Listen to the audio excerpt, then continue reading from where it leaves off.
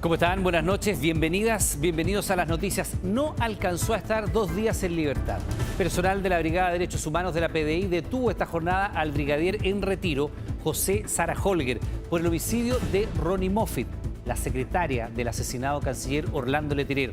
Recordemos que el día lunes le contábamos nada más en exclusiva que había sido liberado después de cumplir 15 años de condena por el otro crimen, el del excomandante jefe del ejército, Carlos Prat. Estamos con Juan Carlos Alarcón, quien tiene todos los detalles de este caso. Juan Carlos, buenas noches.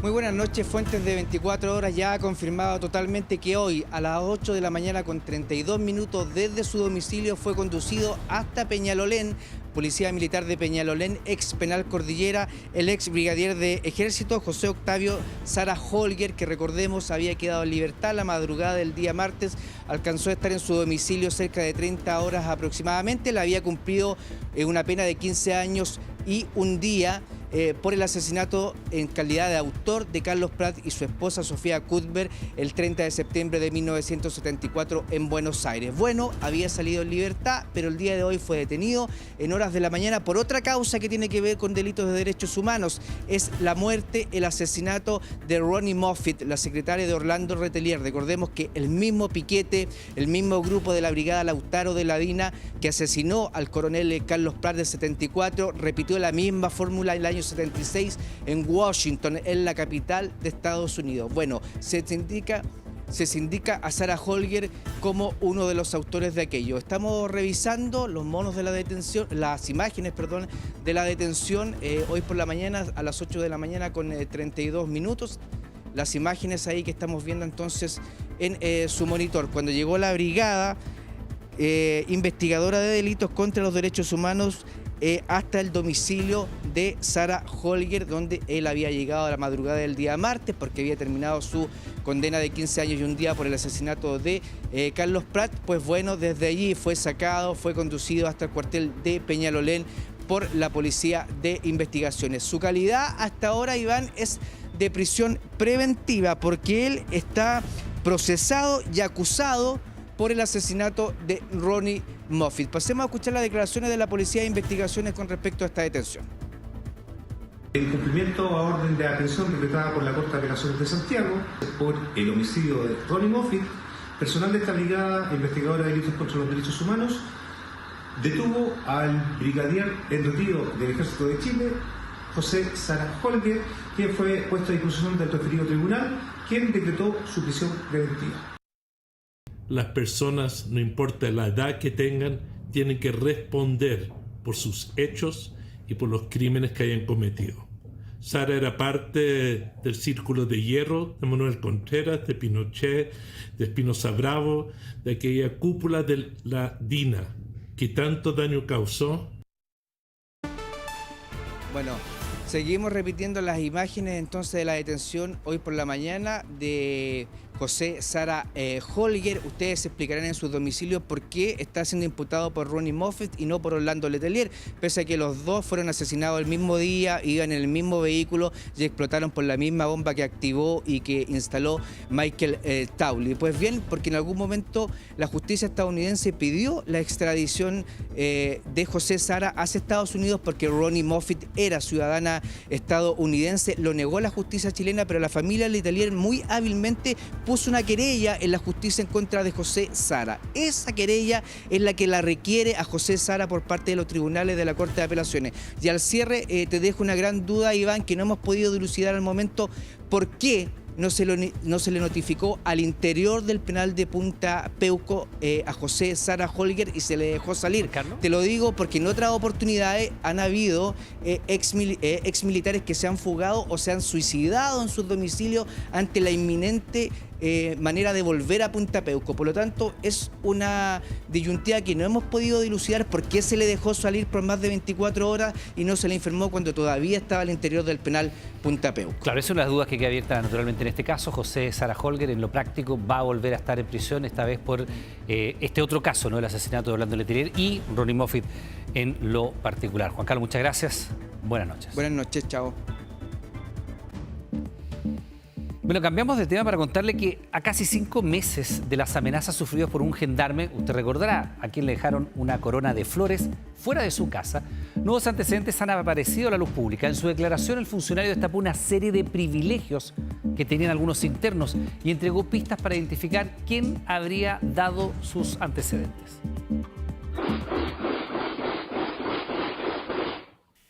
En este video se aprecian más de 10 disparos.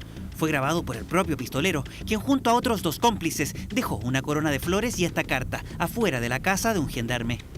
Así como estás muerto tú, vamos por tus amigos sapos. Tenemos todas las ubicaciones de todos. Atentamente, los en contra del abuso.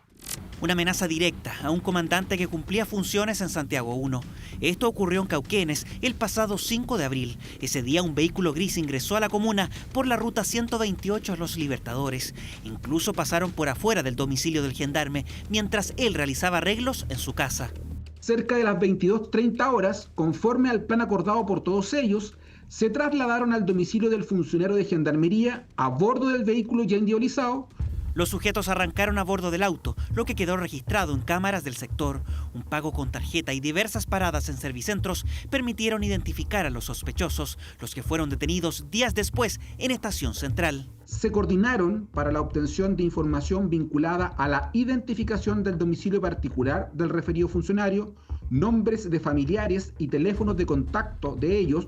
3 ciudadanos venezolanos fueron formalizados y la investigación se centra en establecer vínculos con el crimen organizado, ya que el gendarme afectado cumplía funciones en módulos con integrantes del Tren de Aragua. En su declaración a la policía, difundida por Tele 13, el gendarme reveló que en algunas celdas se podían apreciar marcas de lujo, además de otras comodidades. Había una celda que tenía más lujos que otras. Esa tenía alfombra, cortinas para cubrir barrotes, cortina en ducha, humidificador para el olor. Había un astronauta que tiraba luces al dormitorio con sonido para efecto ambiente. La declaración del gendarme apunta también a modificaciones en la propia infraestructura del recinto penal. Habían además 2 celdas con automáticos para el sistema eléctrico. A través de estos se daban las luces a todas las celdas del módulo, todo un sistema de cableado hechizo, pero conectadas con las luces de emergencia del circuito eléctrico. Y no solo se revelaron eventuales celdas VIP, el gendarme aseguró que un colega, apodado como el doctor por sus altos ingresos económicos, habría entregado sus datos a los internos.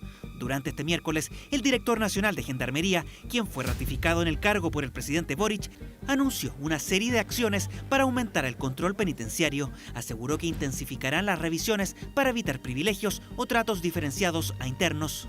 Cada foco que detectemos al respecto va a ser fuertemente castigado aquel que favorece, que facilita aquello, a riesgo de ser expulsado de las filas de Gendarmería en caso de que sea funcionario y ponerlo a disposición de la justicia.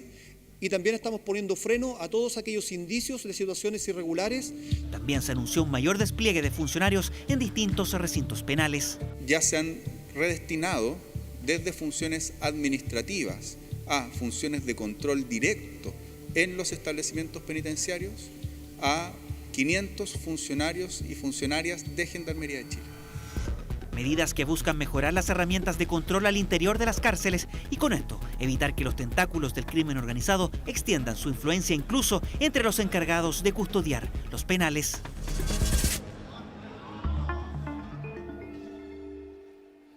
A 137 años de cárcel en total fueron sentenciados los 8 ciudadanos venezolanos que secuestraron al empresario rancagüino Rudy Basualdo. Los integrantes de la banda transnacional Los Piratas de Aragua retuvieron a su víctima por más de 40 horas hasta un pago millonario por su liberación. Son los primeros condenados por la nueva ley de asociación criminal. Este mediático secuestro ocurrió el 8 de noviembre, pero según los últimos antecedentes, estaba planeado el 25 de octubre. La Fiscalía pedía 273 años de cárcel. El Tribunal de Juicio Oral de Rancagua los condenó a 137.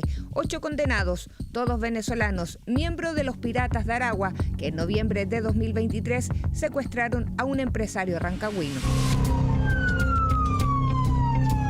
6 han sido condenados a 16 años y 3 de ellos a 19 años. Por tanto, la totalidad de las penas nos deja conforme.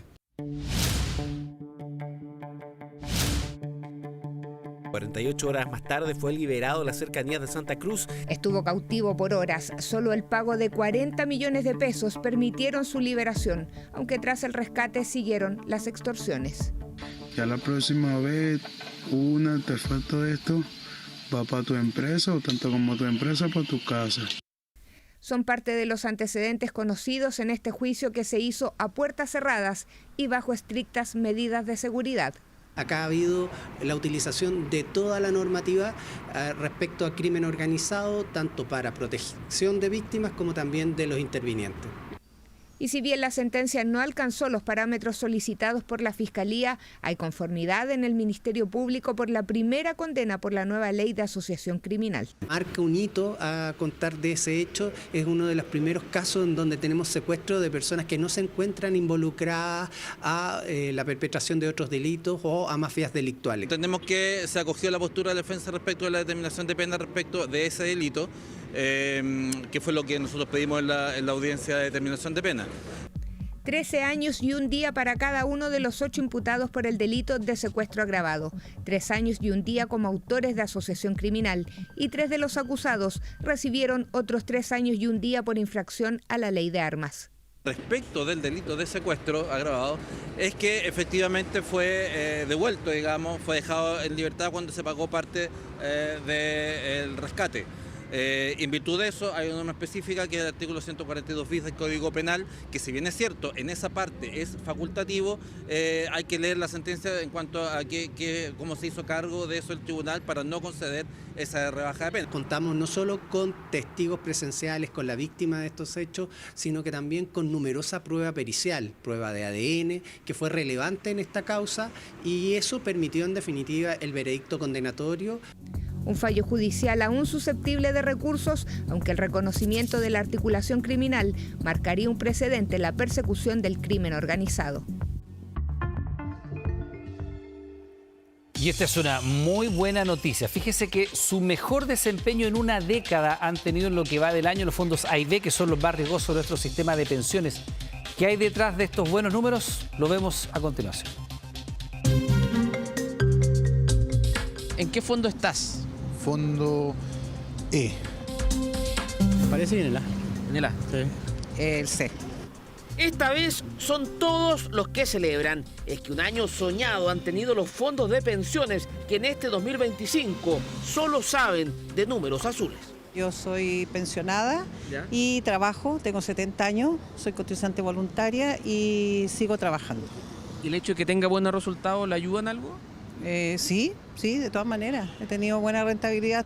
Lo celebra Leonelli, que sigue ahorrando para su jubilación. Su fondo, el C, fue el segundo de mejor desempeño durante el positivo mes de agosto.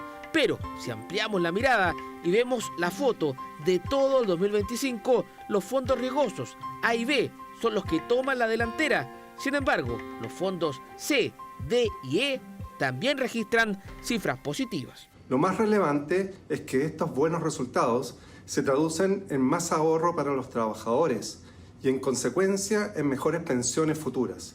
Las pensiones se construyen en un horizonte de 35 a 40 años y cada periodo positivo es un periodo más en ese camino. Pero ¿qué está detrás de estos buenos resultados? Los expertos apuntan a la calma en la guerra comercial iniciada por Donald Trump, al buen 2025 de las gigantes tecnológicas y al año récord que también ha tenido la Bolsa de Comercio de Santiago. Lo que ha ocurrido es una suma de buenas noticias para los mercados accionarios. Se han sumado noticias positivas. La primera son los acuerdos arancelarios y no nos olvidemos de nuestro país. ¿Por qué? Porque el IPSA ha llegado prácticamente al 30%. Pero la gran pregunta que de seguro usted se hace en su casa es si seguirá o no esta tendencia. ¿Conviene hoy, por ejemplo, moverse de fondo? Principio básico es nunca invertir en aquello que uno no tolera. Y lo que llamamos volatilidad en los mercados, si uno no lo tolera, tiene que invertir en aquello que le acomode, es decir, en un fondo más conservador. Nosotros en general no recomendamos hacer un cambio de fondo simplemente basándose en lo que ha pasado en semanas o en meses recientes, sino que ver una perspectiva a largo plazo. En lo que va de 2025, los fondos A y B, los más riesgosos del sistema, registran su mejor año en una década. números que podrían contribuir a mejorar su pensión. Piense lo siguiente, ¿se puede vivir toda una vida con 2 RUT, 2, sin saberlo? Bueno, esto que parece insólito es lo que le está pasando a una mujer de 52 años que descubrió hace menos de una semana que tiene 2 certificados de nacimiento. No solo eso, en uno de ellos registra como casada, mientras que en el otro es soltera. ¿Cuál es la explicación? Mire. Son 2 certificados de nacimiento distintos, con 2 RUN diferentes. El problema es que ambos pertenecen a la misma persona. Fue hace menos de una semana cuando Claudia descubrió que ha vivido toda su vida teniendo doble rol único nacional. Nadie la notificó o le avisó de esta irregularidad, se enteró por una simple casualidad. Me enteré este viernes pasado, 22 de agosto, a través de mi hermana que andaba haciendo un trámite por bono por hijo por mi mamá, en el cual en Chile Atiende le entregaron un listado de todos los hijos nacidos vivos, en el cual aparezco yo con 2 RUT. Pero esa sería recién la primera sorpresa. Alarmada por la insólita situación, fue al registro civil buscando una respuesta, pero el trámite solo la dejó con más dudas. Yo traje los 2 certificados con los 2 RUT distintos y lo pusieron en el sistema. Y claro, y ahí arrojó de que yo estaba soltera en uno y en el otro casada.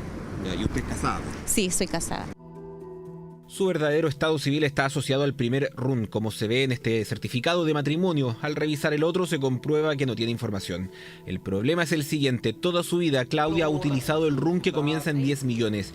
De hecho, es el que siempre ha estado impreso en su cédula de identidad, pero en los documentos del registro civil hay 2 certificados de nacimiento asociados a ella. Está este, que es el que conocía, pero también existe este otro, que le asigna un RUN iniciado en 12 millones. Es el que ella no sabía que existía hasta hoy. De primera me la tomé como con humor, pero ahora analizando todo, conversando con la familia y todo, no, es delicado el tema. La duda que surge de inmediato es si esta situación podría generarle algún conflicto legal. Si ella nunca ha utilizado uno de esos RUT, entonces no debería tener problema, ¿eh? Pero sí, digamos, por una cosa de buen ciudadano, digamos, lo que indicaría es que si uno se da cuenta que está en una situación como esa, de acercarse al registro para corregir esa anormalidad. Afortunadamente, al menos hasta ahora, no ha tenido problemas asociados a esta duplicidad de RUN. De hecho, el que comienza en 12 millones no tiene documentos de identidad vinculados, según confirmaron desde el registro civil. Pero el solo hecho, digamos, de estar en esa situación por algo que no es consecuencia de una acción atribuible a esta persona, no es reprochable. Es decir, no se le puede a ella culpar por tener 2 RUT. Pero ¿cómo se explica que una persona que está bancarizada, que ha hecho trámites toda su vida, nunca se enteró que en la información que maneja el propio Estado figura con 2 registros? Por ahora no hay una respuesta clara, pero tras la solicitud de Claudia, su caso está en investigación. Si bien este tipo de casos no son comunes, sí es posible que se den debido a que en ese tiempo, cuando se practicaban estas inscripciones, no existían sistemas computacionales como es en la actualidad. Por lo tanto, lo que corresponde en este caso es que la unidad de investigación del Servicio de Registro Civil realice toda la investigación correspondiente. Ahora Claudia solo espera tener una pronta solución. Que me den una solución y quedarme con los 10 millones nomás, que es el RUT que he ocupado toda mi vida. Eso es lo que espera Claudia tras enterarse de una irregularidad que pasó inadvertida por ella, su familia y el Estado durante años. Ahora solo espera que sea corregida lo antes posible. Bueno, de nada sirvió el llamado al orden que hizo Janet Jara, porque la actitud y los dichos de Lautaro Carmona siguen provocando reacciones y hoy incluso algunos dirigentes se preguntaron por la continuidad de la alianza de gobierno. La candidata nuevamente tuvo que abordar esta polémica y aseguró que en absoluto comparte los dichos del presidente de su partido. No es comodidad tener que responder por Lautaro Carmona. Sobre los dichos de Lautaro Carmona, ¿qué le parece? ¿De nuevo? No. Varios están hartos del tema, los rostros lo reflejan, el evitar las preguntas se ha vuelto recurrente y todo porque a 3 días de comenzar la polémica no afloja y los propios dirigentes oficialistas y miembros del comando de Janet Jara son los responsables tras criticarse y enfrentarse públicamente por una controversia que otra vez inició el presidente del partido de la candidata. ¿Él renunció o le pidieron la renuncia? ¿Qué razón se produce esto? Porque va dejando una sensación que algo se está desgranando. La entrevista de la polémica cuando Lautaro Carmona criticó la gestión de Mario Marcel y puso en duda los motivos de su salida del Ministerio de Hacienda, dichos que fueron criticados duramente por el gobierno y el oficialismo, lo que provocó un enfrentamiento con el PC. Como yo he señalado, no los comparto en absoluto. La candidata debió interceder por segundo día consecutivo por una polémica que incluso provocó una pugna entre dos miembros de su comando.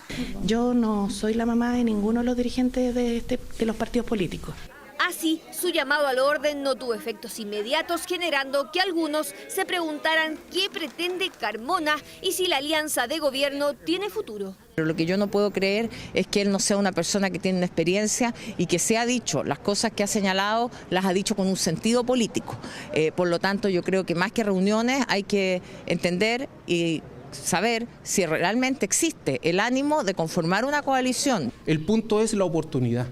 Y en la oportunidad y la forma, por supuesto, en las que disiento, porque claramente esos análisis se tienen que hacer cuando correspondan, que es cuando finalice el gobierno, si es que queremos construir realmente un progresismo todos juntos. Unidad en duda entre las llamadas dos almas del oficialismo, pugna directa con Lautaro Carmona, que sigue fuera del país. Que estamos en el marco de un debate que es mucho más que cualquier diferencia, matiz que podamos tener entre los partidos. Y por lo tanto, hoy día nuestra tarea principal, así lo ha dicho la candidata, es trabajar porque se conozcan nuestras ideas programáticas. Idea que por ahora está lejos de concretarse porque las críticas al PC no se detienen. Lautaro Carmona dio un golpe al presidente Boric que ningún otro dirigente político se había atrevido. Es el golpe del PC que indignó a varios integrantes del Palacio de la Moneda. Yo creo que Lautaro Carmona podría guardarse algunas declaraciones. La opinión de gobierno es la que fijamos en la vocería del lunes. Las críticas y las esquilas de los cambios de gabinete son propias de los cambios de gabinete. ¿Y estos roces qué tanto complican a la candidata Jara? Es que eso... Yo no soy vocera del Partido Comunista, ustedes chiquillos lo saben, soy vocera de gobierno. Preguntas por una declaración que la alianza que respalda a Jara revivió una exigencia del mundo parlamentario. Llegó el momento en que la candidata Yanet Jara suspenda su militancia en el Partido Comunista. La han maltratado, tanto en la primaria como actualmente. La única tarea que yo estoy concentrada es ser candidata de la centroizquierda chilena, de los partidos políticos, pero por sobre todo de la gente de los territorios. La postura de la candidata es seguir con su campaña sin dejar que las peleas afecten su despliegue. Jara retorna este fin de semana a Santiago y se espera que en los próximos días los partidos oficialistas se reúnan en el comando para bajar la tensión. Y acá en nuestro país, diversas críticas recibió Carlos Montes, quien aseguró: soy ministro de Vivienda, no jefe de la reconstrucción. En entrevista con CNN, la autoridad utilizó esta frase tras ser consultado por el lento avance de las obras en la región de Valparaíso tras el mega incendio de febrero del año pasado. Sus dichos, sin embargo, despertaron duros cuestionamientos en dos candidatos de la oposición. Evelyn Matei, en una entrevista con Radio Festival, dijo que si él no se siente el jefe de la reconstrucción no debería ser ministro. José Antonio Kast, en tanto, planteó en su cuenta de X que el abandono del gobierno en este tema es total. Por la tarde, el ministerio aclaró las palabras de Montes, señalando que estos apuntaron a la estructura establecida para el proceso de reconstrucción y que de ninguna manera son interpretables como un intento de desvincularse del rol que le corresponde en este marco. En este mismo comunicado, el ministerio hizo un llamado a no utilizar las palabras de la autoridad en un contexto de disputa electoral. Ya tenemos nuestro contador activo, son 21 días, 2 horas, 28 minutos y descontando porque ya comenzaron las compras 18eras y la carne es sin lugar a duda uno de los protagonistas de estas festividades. Por lo mismo, autoridades están fiscalizando locales y de paso los especialistas entregan recomendaciones para comprar la mejor opción e identificar bien los cortes.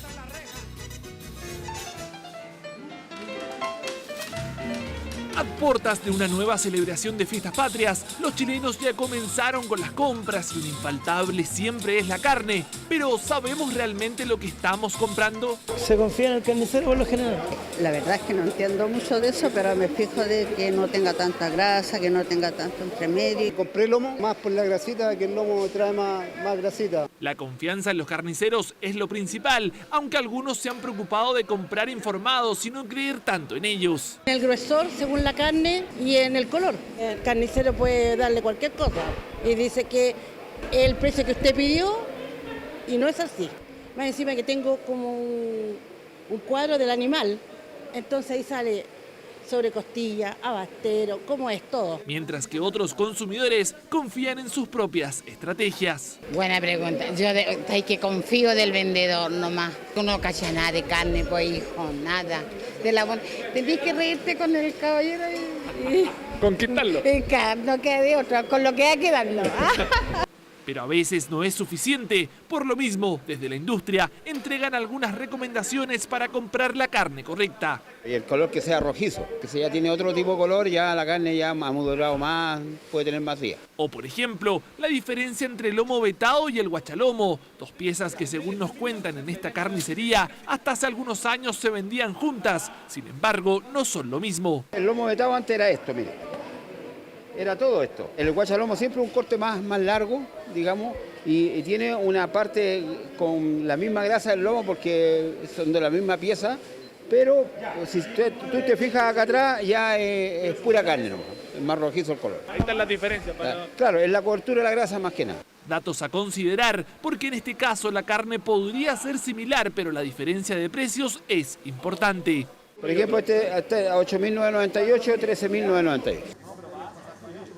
La otra recomendación es algo repetitiva, pero nunca está de más. Comprar en lugares establecidos puede marcar la diferencia en cuanto a la calidad del producto que le dan. Siempre en lugares autorizados, en carnicerías, en supermercados, en puntos de venta conocidos, de manera tal de saber el origen y la procedencia de lo que se compra, a cotizar, a comparar precios y a tener la certeza y la tranquilidad. Medidas preventivas que no solo tendrán el foco en la calidad de la carne, sino que también en los precios, que según detallaron, hay importantes diferencias. Si realizamos una buena cotización, podemos acceder a precios que sean más convenientes. Este año nuevamente tenemos que el cerdo es uno de los cortes que hay más económico. El trutro está más conveniente que la pechuga y por eso es que la invitación siempre es a cotizar. Consejos que pueden ayudar a tener una mejor celebración. Recuerden que cotizar y comprar en lugares establecidos le puede ahorrar más de un problema.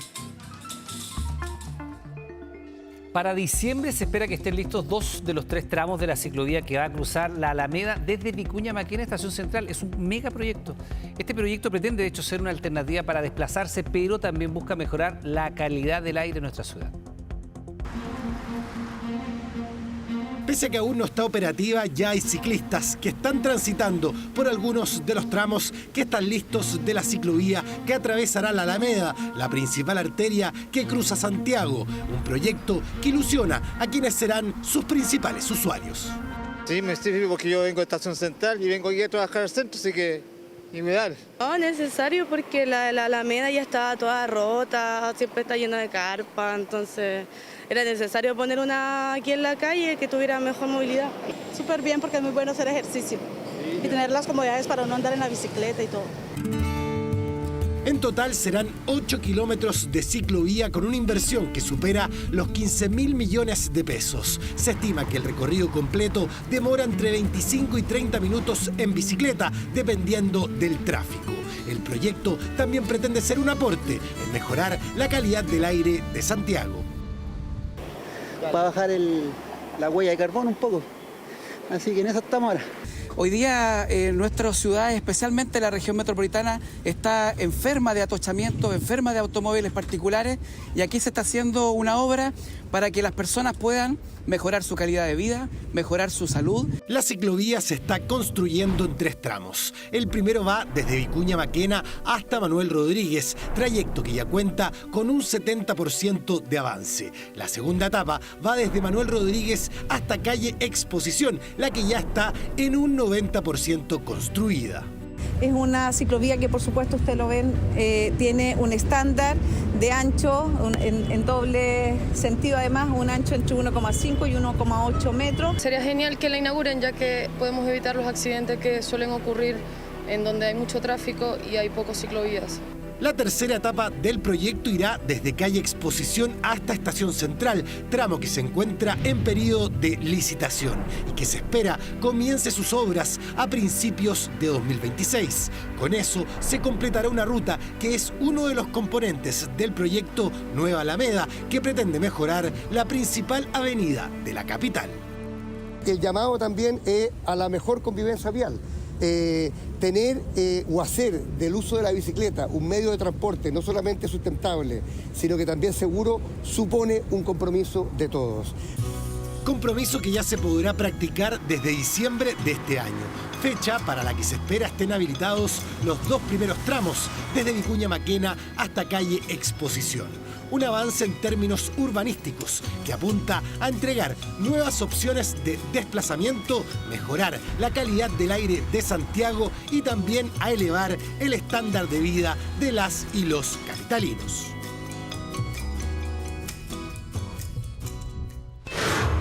Ahora. Mire, los hechos son así. Durante esta jornada, en la noche, Carabineros estaba realizando un control de rutina y detuvo a un sospechoso armado. Resultó ser un peligroso delincuente, buscado nada más que por su participación en un secuestro. De eso estamos hablando. David Maldonado tiene más detalles. David, ¿cómo estás? Buenas noches. ¿Qué tal? ¿Qué tal, Iván? ¿Cómo estás? Muy buenas noches. Sí, de hecho, estamos en condiciones de confirmar de que su participación de este secuestro, de esta orden que tenía vigente y pendiente, este sujeto, hablamos de Jordi Andrade, es por el secuestro del exalcalde, el exedil de Macul, Gonzalo Montoya. Él habría sido uno de los sujetos que lo abordó en el sector de Lord Cochrane mientras él se esperaba juntarse con una mujer. Sabemos que uno de ellos ya está detenido, hablamos de Ismael Useche, y faltaba él. Faltaba Jordi Andrade. Él es uno de los que se habría subido al vehículo y que finalmente había perpetuado este secuestro, además de luego ser parte de quienes abandonan el vehículo en el sector de Concha y Toro. Tú lo adelantabas, él fue descubierto caminando tranquilamente por las calles de Santiago Centro cuando personal de patrullaje en terreno de Carabineros lo ve realizando un movimiento sospechoso, se acerca para hacer un control de identidad y él escapa. Logran alcanzarlo y al revisar sus vestimentas, se encuentran que portaba un arma de fuego. Hacen el control de detención. A todo esto el arma era una 9 milímetros y tenía también 11 municiones.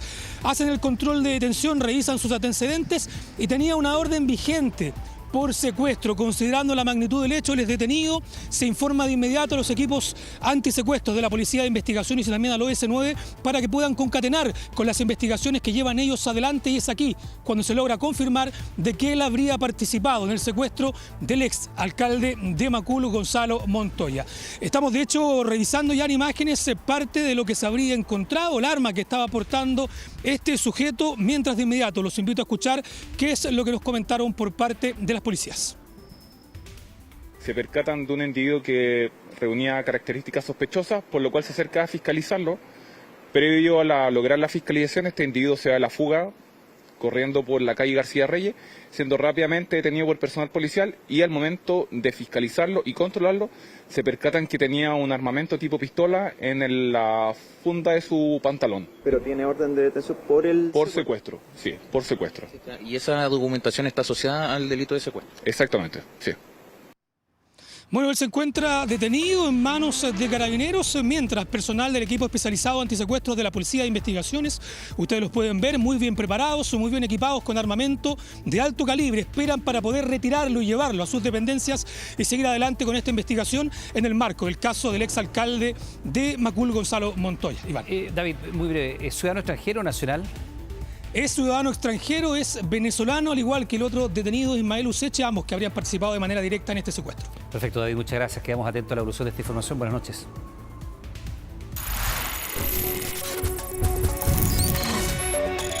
...24 horas, reportajes.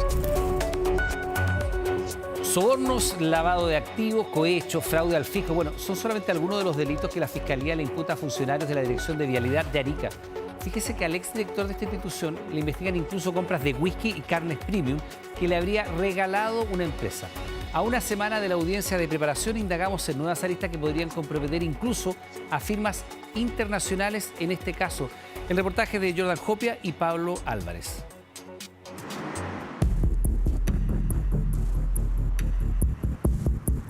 Es uno de los casos más bullados del último tiempo en Arica, una investigación que involucra a funcionarios públicos, sobornos y obras de vialidad manchadas por la corrupción. Este es el edificio de la Dirección de Vialidad del MOP ariqueño, un lugar donde en silencio y en secreto, funcionarios públicos junto a privados habrían confabulado en pos de un lucrativo negocio para ellos. Había una inspectora fiscal que hizo una constructora y esa constructora le prestaba servicio a una empresa de un contrato de vialidad. Entonces ahí había negociación incompatible. Lilian Medina, funcionaria de vialidad junto a su cónyuge, conforman la sociedad Delmet S.p.A., empresa que se adjudica algunos proyectos para luego subcontratar a terceros que lo ejecutan. Las obras en torno al alcantarillado y la calle Guillermo Sánchez encienden las alertas.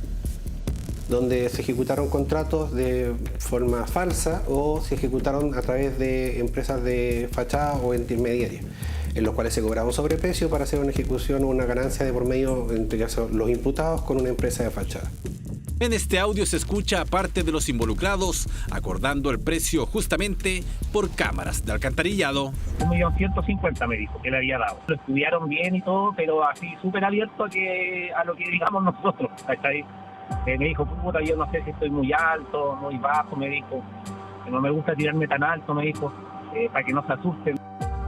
Ajustate 900 y háblalo con 900 por 30 cámaras, estáis ganando 27 millones en 3 semanas. Es buen precio, pero tratemos de meterle todas las weas. La investigación de la PDI establece que Delmet S.p.A. se adjudica primero las obras de pavimentación de un puente en este sector, por el que cobran más de 49 millones de pesos, pero subcontratan a otra empresa a la que pagan poco más de 32 millones. Después habría ocurrido lo mismo en la modificación de las cámaras de alcantarillado, donde se adjudican 95 millones, pero pagan 33 millones a los subcontratistas. Se involucraron en una primera parte alrededor de 25 millones de pesos de ganancia y en la segunda ya fueron alrededor casi los 50 millones de pesos que obtuvieron de ganancia los imputados formalizados. De salir todo bien, FV, ¿quién nos tiene a nosotros que pagar? ¿Quién les paga? Claro, ¿va a haber algún intermediario? ¿Cómo? Es que en verdad estoy perdido porque mi viejo me dijo algo de unas modificaciones de unas cámaras. Una empresa que se adjudicó la modificación de estos alcantarillados. Es una pega más o menos sencilla, bien buena, pero la tenemos que como que estudiar bien. No vamos a tener ningún problema porque yo soy un inspector fiscal, así que yo soy el que estoy a cargo de todo. Una suerte de mecanismo para defraudar efectivamente al Estado. ¿Cómo se hacía esto? Bueno, a veces con adjudicaciones directas, pero inflando además los precios para efectos de que ese sobreprecio se disfrazara como un pago real cuando en realidad era un soborno derechamente. En la indagatoria también se investiga a funcionarios de la Dirección de Vialidad que recibieron pagos ilícitos para fiscalizar y aprobar distintas obras de la ciudad. Por entonces, Alejandro Aspe es el jefe de seguridad vial. Hemos llegado hasta el domicilio de otra de las personas mencionadas en esta causa, Alejandro Aspe. Vamos a ver qué tiene él para decirnos al respecto.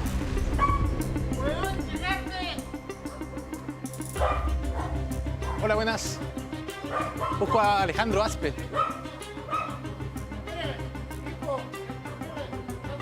¿Qué rol juega este hombre y qué tan involucrado está?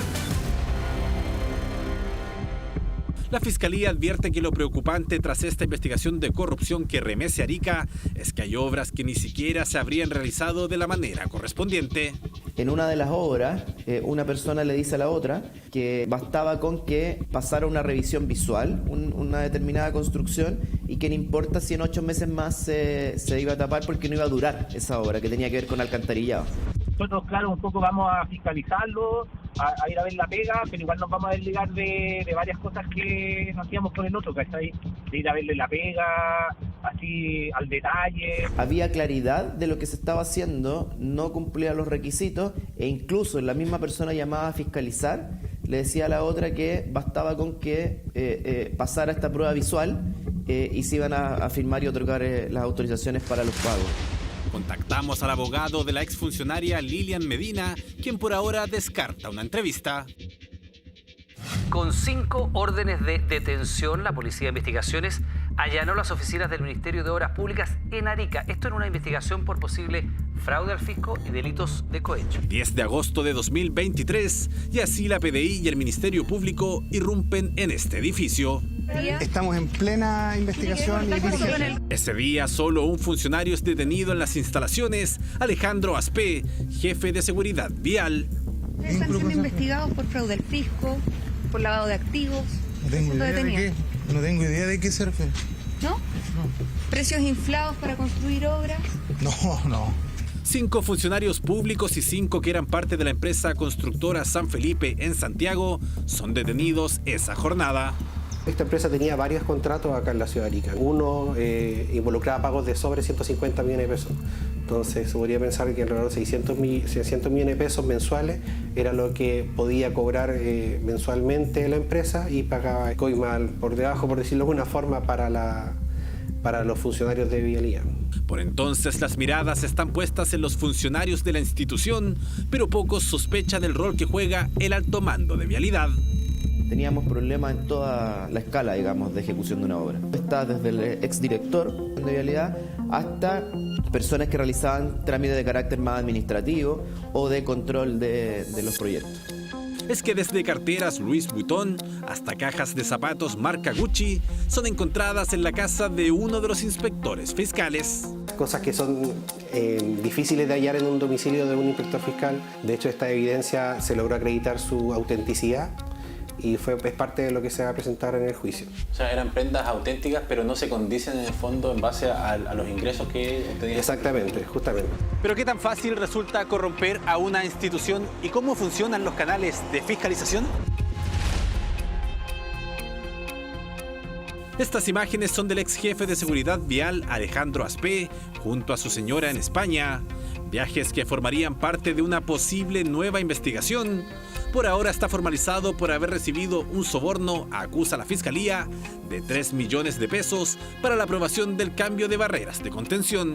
Él ya tenía algunos sumarios anteriores que en algún momento había resuelto con el Consejo de Defensa del Estado haciendo un aprendimiento. Ya tenía prontuario. Este audio es una de las pruebas de Fiscalía, donde inspectores fiscales hablan del rol de Alejandro Aspé.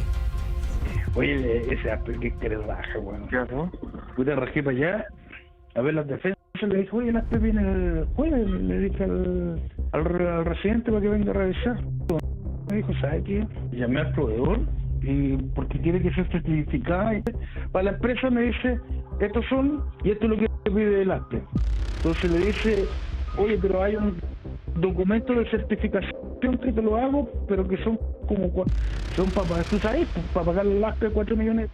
Llegamos a su domicilio, nos recibe en este estado. Nosotros somos de TVN, estamos haciendo un reportaje respecto a este caso.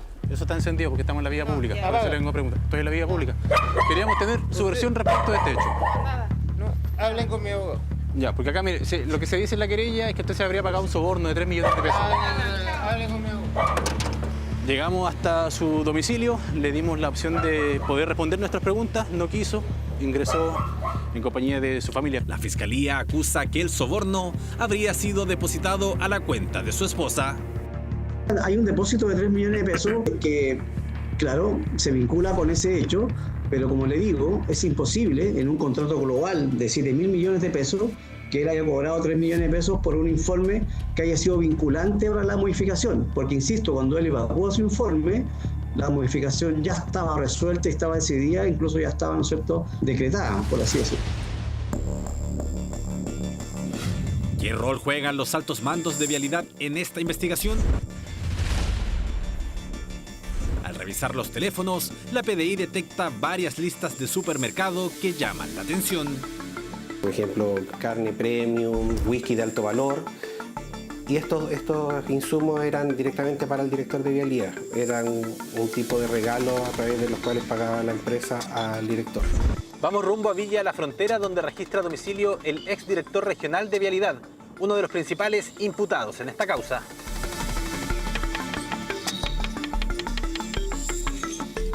¡Aló! Hola, buenos días. Soy Ronnie Focacci, director regional de vialidad de la región de Arica y Parinacota. Entre mayo de 2018 y diciembre de 2022, Ronnie Focacci ejerce como director regional de vialidad. Estas imágenes son del momento de su detención en octubre de 2024. Para la Fiscalía es un hombre clave en esta investigación. Lo acusan no solo de haber recibido compras de supermercado por montos en torno a los 700.000 pesos. Era constante en el tiempo, todos los meses, y además habían otro tipo de compras también, compras de materiales, pago de tarjetas de crédito. La forma en que vulgarmente es para blanquear el origen de los dineros, así no reciben el dinero en efectivo, sino que con compras de cierto insumo. No, consulta, busco a Ronnie Focacci. No. Me habían dado esta dirección 171. ¿No es su domicilio? No. ¿Pero usted es familiar de él? ¿Usted es familiar de él? No tiene ninguna relación con él. Ya, vale, gracias. La Fiscalía también denuncia que Focacci habría solicitado compra de materiales para su parcela por más de 25 millones de pesos y que la constructora San Felipe le habría pagado la deuda de una tarjeta de crédito por casi 14 millones. Tras esto se habría autorizado el estado de pago a la constructora por más de 267 millones de pesos. La verdad es que hay un desparpajo total a la hora de cómo se negocia de manera irregular, cómo se obtienen beneficios de manera irregular. Ya estamos a un nivel, digamos, de corruptela o de corrupción que resulta intolerable. Golpeamos acá, después de un rato salió una persona, preguntamos por Ronnie Focacci y nos dice que no vive acá. Pero claramente nos miente porque el vehículo que está aquí afuera está registrado a nombre de Ronnie Focacci. Ahora golpeamos y no sale nadie. Su abogado, el mismo que defiende a Alejandro Aspé, aclara. Que haya salido plata de la empresa para pagar sus cosas personales, eso no es así. Las empresas constructoras tienen obviamente precios especiales por venta a empresa, ¿no es cierto? Y él necesitaba comprar material, pero la plata la ponía él. La compra al supermercado, la plata la ponía él. No es que él le dice, oye, anda a comprarme al supermercado y de ahí yo te apuro el pago de la factura o de un estado de pago. Eso es imposible. Una investigación con distintas etapas que continúa en curso y donde no se descarta se extienda más allá de los límites de Arica. Esto es un escándalo, pero no solamente a nivel regional. La constructora San Felipe es una constructora no regional, es una constructora nacional. Y el modo operandi lo más probable es que se haya replicado durante años en vialidad.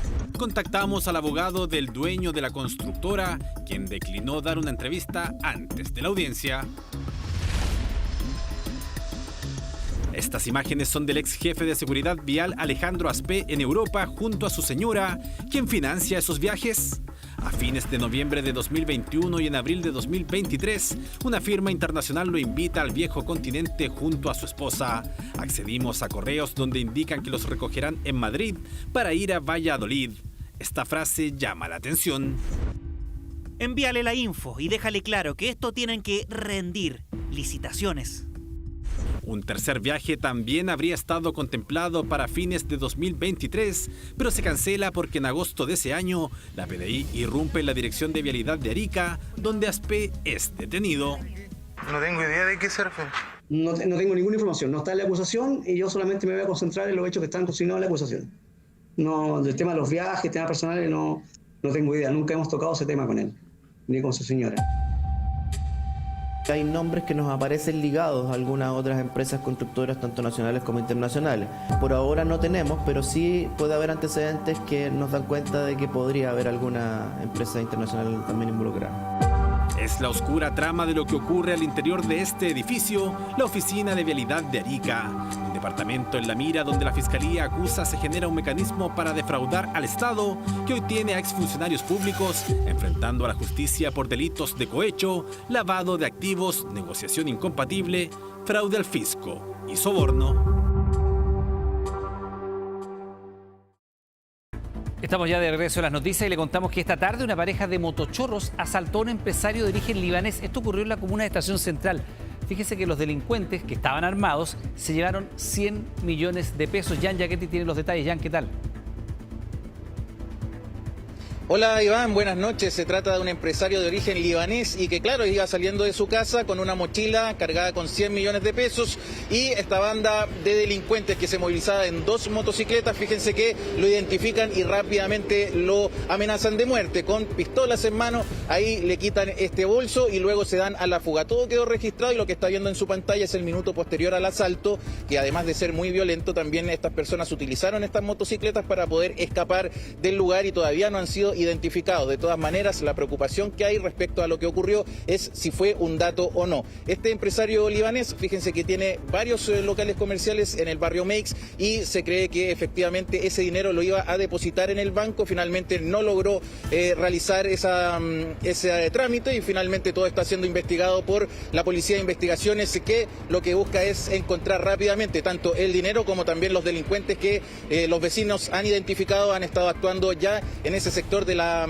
plaza de Estación Central en Las Bandurrias. En esa calle es precisamente donde han pedido más protección policial. Así que seguiremos muy atentos porque en las próximas horas es muy probable que sean detenidos estos delincuentes. Con un botín de 100 millones de pesos. Jan Yaquetti, muchas gracias. Buenas noches.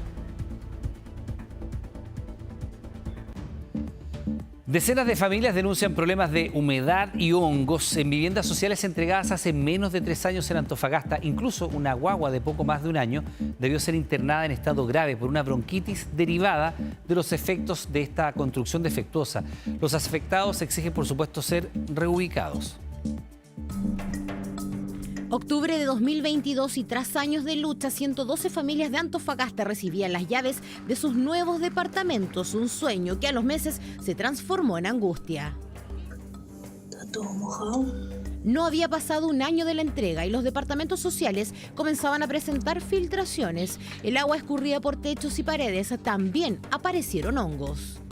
Soy una de las primeras 5 familias que tuvieron problemas en el condominio y nunca me dieron una respuesta válida. Desde hace una semana, Claudia no va a su departamento y no porque no quiera, sino porque debe acompañar a su hijo de 1 año y 2 meses. El pequeño está hospitalizado, ingreso de urgencias y en estado grave. Llegó acá con una bronquitis aguda, una neumonía en el lóbulo inferior izquierdo y una insuficiencia respiratoria. ¿A qué le atribuyen ustedes esa enfermedad? Yo creo que el lugar es donde estamos. ¿Por qué? Porque tengo hongos en el baño, en la pieza. Hongos y humedad que bajo exposición prolongada efectivamente podrían causar enfermedades. El búho de las casas que se produce por la humedad en algunos sujetos puede producir, especialmente en alérgicos, asmáticos, crisis obstructiva severa. No es tierra ni suciedad, son hongos. Casi 50 de los 112 departamentos sociales del conjunto habitacional Bellavista 1 están así. Proliferan en paredes, detrás de los muebles, en cajones y hasta en la ropa. He tenido que botar muebles, ropa, hemos tenido que botar cajoneras. Hace más de un año se interpusieron las denuncias, se llegaron incluso a Contraloría, primero por las filtraciones, ahora por los hongos. Demuestra la mala calidad de la construcción y el poco compromiso del servicio en la fiscalización de la obra. Por esa razón hemos vuelto a oficiar a la Contraloría. La lata de cerveza, 1 o 2, si no estoy... Latas afirmando las tuberías, indignante hallazgo que dicen los vecinos se repiten en al menos 15 departamentos. Producto también de las revisiones que se hicieron por algún tipo de filtración, aparecieron lo que se relata de estos sistemas constructivos totalmente inadecuados. Nosotros vamos a tomar todas las acciones que corresponda con la empresa para que esto sea reparado. En terreno, el director del Servio inspeccionó parte de los departamentos afectados y se comprometió a definir tareas a la brevedad.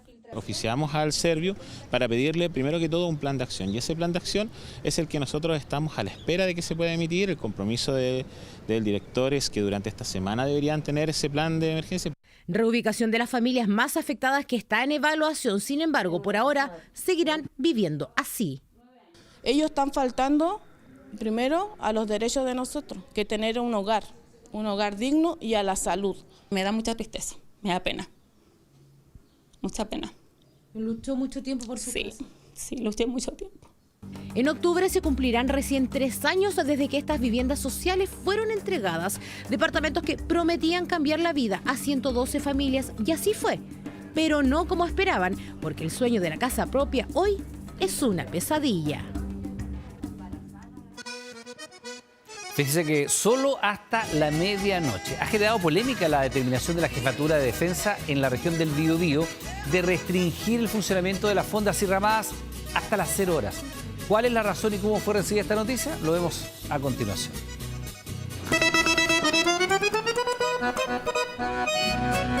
Con 4 días de fiestas patrias llega septiembre este año y prometen ser unas mini vacaciones donde los fonderos esperan lograr ganancias. Pero para el caso del Biobío serán fiestas limitadas. Las provincias de Arauco y Biobío, bajo estado de excepción, solo tendrán fiesta hasta la medianoche en virtud del bando 57 de la Jefatura de Defensa Nacional, que ordena cerrar ramadas entre las 0 horas y las 8 de la mañana. Debería durar un poquito más, cosas como para disfrutar bacano, o sea, bien el 18 y todo. Por seguridad está bien a las 12. Sí, está bien. Donde más se valora la decisión es en la provincia de Arauco. La comuna de Cañete lleva varios años con la misma restricción, en un recinto cerrado que mantiene el municipio. Porque ya después de esa hora ya va quedando muy poca gente y se producen siempre las peleas y riñas se producen después de esas horas. Como viene gente de afuera también a visitarnos, la gente se va temprano. Entonces ya después de las 10:30 ya no anda mucha gente. Ordena y permite además que la gente vuelva a su casa en las mejores condiciones. En el caso de la provincia de Concepción, la única en el Biobío donde no rige el estado de emergencia constitucional, hubo una recomendación por parte de la delegación presidencial para cerrar fondas y ramadas a las 0 horas. El único espíritu de estas recomendaciones y de estas decisiones que se han tomado, tanto por Carabineros, la delegación presidencial y la Defensa Nacional, es resguardar a los habitantes de la región. En el caso de Coronel, que tiene la fonda y ramada más grande en la región del Biobío, van a ser hasta las 12 de la noche. Nos hubiera gustado un poco más, ya que la gente también, bueno, en las zonas como eran un poco más rurales como las nuestras, ¿cierto? La gente normalmente pide extender un poco más el horario. Pero Florida, comuna rural a 50 kilómetros al nororiente de Concepción, con poco más de 11.000 habitantes, no está de acuerdo. Tras reunirse con ramaderos y juntas de vecinos que organizarán fondas, realizaron un anuncio. Hemos en este caso decidido aumentar en 2 horas más hasta las 2 de la madrugada con guardias privados, con guardias que el municipio va a colocar y también ver la posibilidad de algún guardia que ellos en conjunto puedan colocar también adicional. Todo tiene que ser con respeto y seguridad para cada uno de los usuarios y ciudadanos de cada sector. 3 semanas faltan para las fiestas patrias y al menos hasta este martes Florida sería la única donde la celebración no cerrará a la medianoche en la región del Biobío. ¿Habrá más? Solo el tiempo y el zapateo 18ero responderán esa pregunta. Ya, ahí están las razones, hasta la medianoche entonces. Estamos terminando las noticias, como siempre le damos las gracias por estar junto a nosotros. Siga acá en Televisión Nacional de Chile, llega un nuevo capítulo de Mi Nombre Es. Que lo disfrute, que tenga buenas noches.